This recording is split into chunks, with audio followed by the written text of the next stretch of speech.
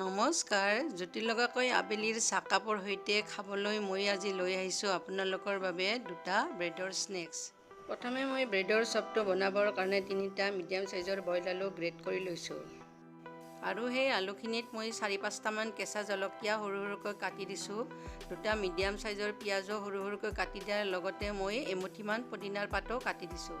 পদিনাৰ সলনি আমি ফ্ৰেছ ধনিয়াও ইয়াত ইউজ কৰিব পাৰোঁ। তাৰ পিছত ইয়াত মই প্ৰয়োজন অনুযায়ী নিমখ আৰু অকণমান হালধি দি দিলোঁ। নিমখ আৰু হালধি দিয়াৰ পিছত ইয়াত মই এচামুচ ধনিয়াৰ গুড়ি, এচামুচ গৰম মছলাৰ গুড়িৰ লগতে 2 চামুচ মই টমেটো কেচাপ ইয়াত দি দিলোঁ। তাৰ পিছত আটাইখিনি মই হাতেৰে ভালদৰে মিহলাই লৈ ল'লোঁ। ভিডিঅ'ত দেখুওৱাৰ দৰে এইখিনি মই ভালদৰে মুঠি ল'লোঁ, যাতে মছলাখিনি ভালদৰে আলুখিনিৰ লগত মিহলি হৈ যায়। এতিয়া মই মুঠি লোৱা আলুখিনিৰ সমান ভাগ কৰি কেইটামান ইয়াৰ পৰা লাড়ু বনাই ল'ম। মুঠতে মই সমান ভাগ কৰি ইয়াৰ পৰা ভিডিঅ'ত দেখুওৱাৰ দৰে 12টা লাড়ু বনাই ল'লোঁ।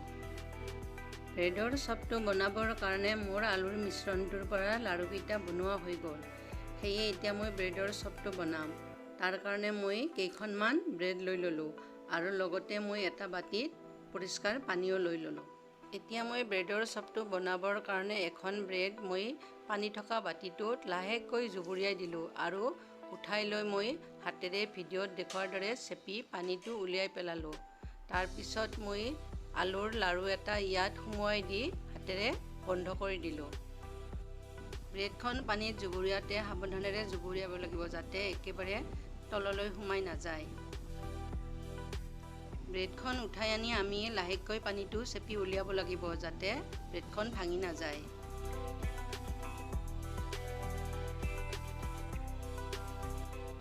এনেকৈয়ে মই ভিডিঅ'ত দেখুওৱাৰ দৰে কেইখনমান ব্ৰেডত আলু ভৰাই দি লাড়ু কৰি কৰি চপ কেইটামান বনাই ল'লোঁ। এনেকৈ কেইটামান চপ বনোৱাৰ পিছত মই এতিয়া কেইটামান বেলেগ চপ বনাম। সেইটো হৈছে মেয়নিজ ভিতৰত সুমুৱাই দি বনোৱা চপ।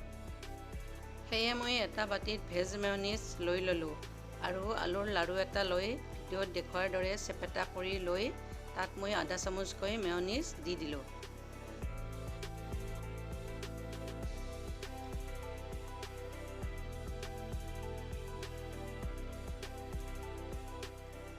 ভিডিঅ'ত দেখুওৱাৰ দৰে মেয়নিজখিনি দি মই আলুখিনি বন্ধ কৰি দিলোঁ আৰু আলুখিনিৰ শ্বেপটো মই জামৰ নিচিনা কৰি ল'লোঁ। এনেকৈয়ে মই কেইটামান মেয়নিজ ভৰাই দি আলুৰ লাড়ু বনাই ল'লোঁ। এনেকুৱাকৈ কৰাৰ আগতে আমি হাতত অকণমান তেলো সানি ল'ব পাৰোঁ। এনেকৈ মেয়নিজ দি মই আলুৰ লাড়ুকেইটা বনাই থকাৰ মাজতে কেৰাহী এটা গেছত গৰম হ'বলৈ দিছিলোঁ। কেৰাহীটো গৰম হোৱাত তাত মই ৰিফাইন তেল দি দিলোঁ। এইখিনি মই ৰিফাইন তেলতে ভাজিম। তেল গৰম হোৱাত মই আগতে ব্ৰেডেৰে সৈতে বনাই থকা চপ এটা এটাকৈ ইয়াত 3টা দি দিলোঁ। তেল বেছিকৈ দিলে ইয়াত বেছিকৈ চপ দিয়া যাব। মই কিন্তু 3টাহে চপ দিলোঁ আৰু গেছৰ ফ্লেমটো মই মিডিয়াম কৰি ল'লোঁ। চপকেইটা মই মিডিয়াম ফ্লেমত ভাজিবলৈ দি মেয়নিজ সোমাই ৰখা আলুকেইটা মই এতিয়া ব্ৰেডত ভৰাই ল'ম। সেয়ে মই ব্ৰেড আগৰ নিচিনাকৈ পানীত চেপি লৈ পুনৰ মই মেয়নিজ দিয়া আলুৰ লাড়ু এটা ইয়াত মই সুমুৱাই লৈ ভিডিঅ'ত দেখুওৱাৰ দৰে বন্ধ কৰি দিলোঁ। এনেকৈ মই মেয়নিজ দি লোৱা আলুৰ লাড়ুকেইটাৰে সৈতে ব্ৰেডৰ চপটোও বনাই ল'লোঁ। তাৰপিছত গেছত ভাজি থকা চপকেইটা মই ওলটাই দিলোঁ আৰু মিডিয়াম ফ্লেমত মই চপকেইটা ভাজি থাকিলোঁ। গেছৰ ফ্লেমটো মই ল' মিডিয়াম কৰিয়ে চপকেইটা লৰাই ভাজি থাকিলোঁ। তাৰপিছত এইকেইটা ভাজি ৰংচোৱা হৈ অহাত মই নমাই ল'লোঁ। গেছৰ ফ্লেমটো হাই কৰি দিব নালাগে, এইকেইটা পুৰি যাব। পুনৰ সেই গৰম তেলত মই মেয়নিজ ভৰাই দিয়া চপকেইটা ইয়াত দি দিলোঁ। চপ দুটা গৰম তেলত দি মই ওলটাই দিলোঁ আৰু মিডিয়াম ফ্লেমত ভাজিবলৈ ল'লোঁ। এইকেইটাও মই গেছৰ ফ্লেমটো লো মিডিয়াম কৰিয়ে লৰাই ভাজি থাকিলোঁ। এনেকৈ 1-1.5 মিনিটমান ভজাৰ পিছত ৰংচোৱা হৈ অহাত মই চবকেইটা নমাই ল'লোঁ।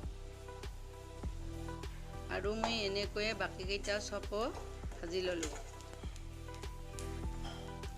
এয়া চাওক, মোৰ ভেজ চপখিনি বনোৱা হৈ গ'ল। এইখিনি গৰমে গৰমে খাবলৈ বহুত টেষ্টি হয়। এতিয়া মই ব্ৰেডৰ বৰাখিনি বনাম। সেয়ে মই 2টা বইল কৰি লোৱা মিডিয়াম সাইজৰ আলু গ্ৰেট কৰি লৈছোঁ। আলুখিনিৰ লগতে মই গ্ৰাইণ্ড কৰি ৰখা এবাটি দাইল ইয়াত দি দিলোঁ। বুটৰ দাইল মই আধা বাটি 3 ঘণ্টামান পানীত তিয়াই ৰাখিছিলোঁ। তাৰপিছত এইখিনি মই মিক্সিত গ্ৰাইণ্ড কৰি দিছোঁ। এইখিনি মই একেবাৰে মিহি কৰা নাই।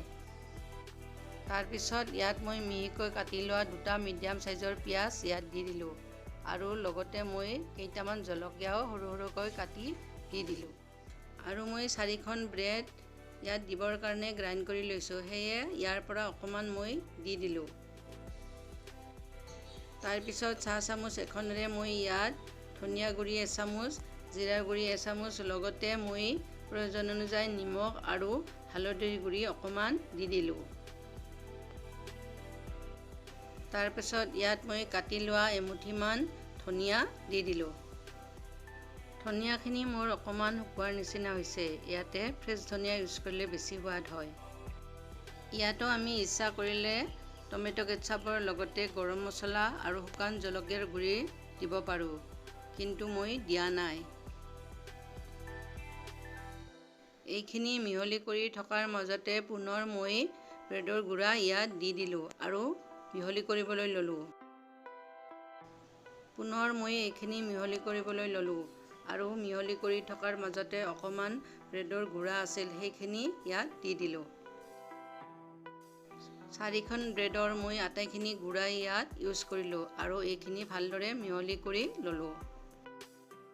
এইখিনি ভালদৰে মিহলি কৰাৰ পিছত মই হাতখন ধুই ল'লোঁ। তাৰপিছত মই হাতত অকণমান তেল সানি ল'লোঁ। তাৰপিছত মঠি লোৱা ব্ৰেড আৰু আলুৰ মিশ্ৰণটোৰ পৰা অলপ অলপকৈ লৈ মই বৰাৰ নিচিনাকৈ বনাই গ'লোঁ।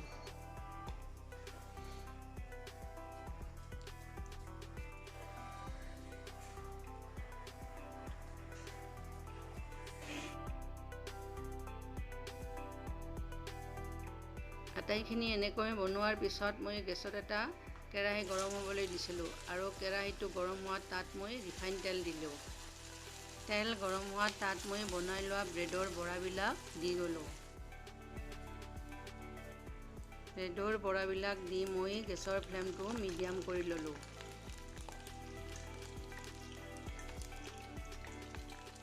গেছৰ ফ্লেমটো মিডিয়াম কৰি মই এইখিনি লৰাই দিলোঁ। তাৰপিছত মই অকণমান টাইম ভজাৰ পিছত এইখিনি ওলটাই দিলোঁ।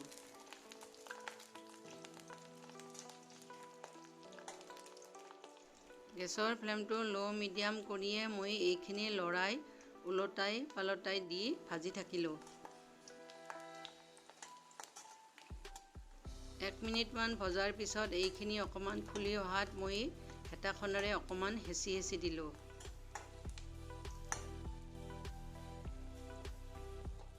ফুলি অহা বৰাখিনি হেতাখনেৰে হেঁচি অকণমান টাইম ভজাৰ পিছত এইখিনি ৰংচোৱা হৈ আহিল। এনেদৰে মই আধা মিনিটমান ভজাৰ পিছত এইখিনি মচমচীয়া হৈ অহাত মোৰ নমাবৰ হ'ল আৰু সেয়ে মই এইখিনি নমাই ল'লোঁ। আৰু মোৰ ব্ৰেডেৰে বনোৱা বৰাখিনি হৈ গ'ল। এই স্নেক্স দুবিধ গৰমে গৰমে ধনিয়াৰ চাটনি বা চচৰ লগত খাবলৈ বহুত সোৱাদ হয়। স্নেক্স দুবিধ চাই কেনেকুৱা লাগিল কমেণ্ট কৰি জনাব আৰু লগতে লাইক, শ্বেয়াৰ, ছাবস্ক্ৰাইব কৰিবলৈ নাপাহৰিব। আজিলৈ